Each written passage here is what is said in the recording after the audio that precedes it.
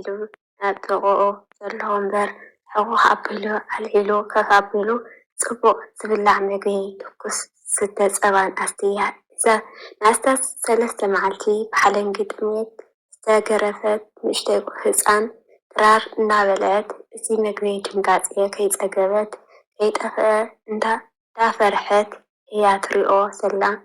ጽቡቕ ተደሪራ ምስ ወደት በዓል ሃፍቲ ሰላም ኣምላኽ የብፅሐልኩም ናይ ቅሳነት ዩቱብ ቻነል ተኸታተልቲ ክብራት ኣሕዋተይ ከመይ ትኾኑ?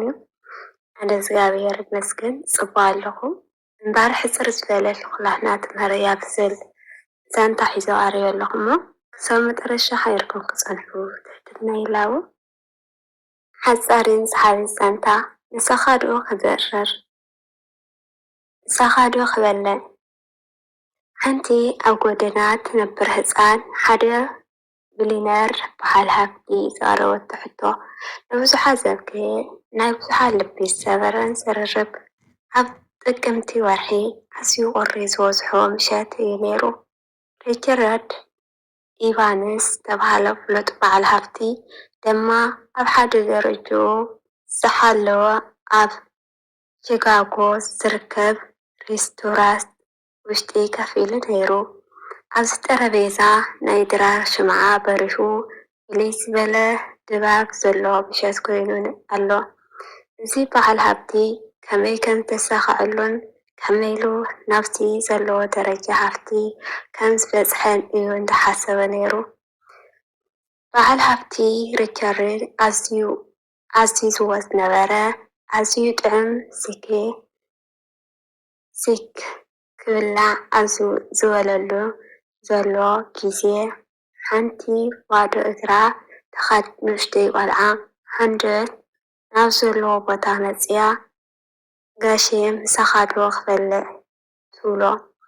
ናይዛ ቆልዓ ኣዒንቲ ብጥሜት ፈዚዙ ፍዝዝ ኢለን ምግቢ ንክትበልዕ ክትልምን ከላ ዘንቀጥቀጥ ድምፃ ምስ ሰምዐ ኣዝዩ ብዛ ብጥሜት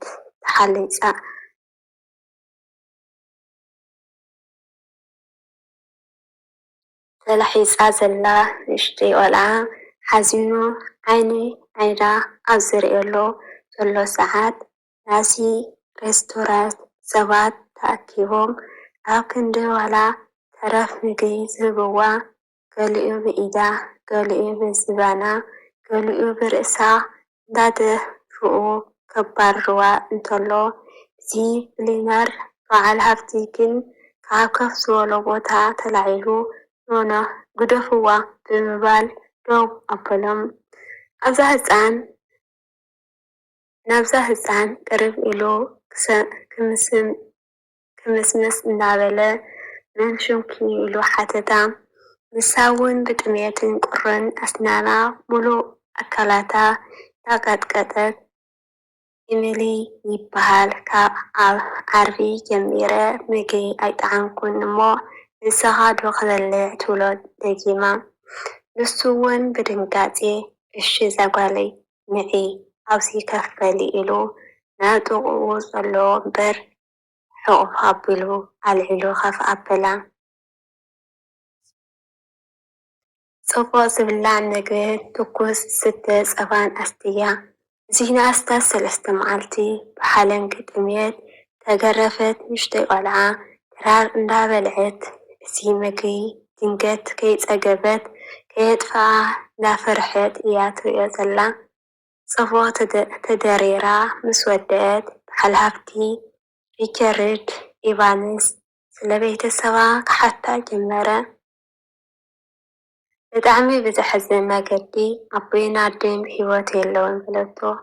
ሪቻርድ ኢቫንስ ብሰምዖ መሕዘኒ ታሪክ ናብ መሬት እናጠመተ ዝተወሰነ ደቂቓ ስቕ ኢሉ ብምጽምዋ ተዋሓጠ።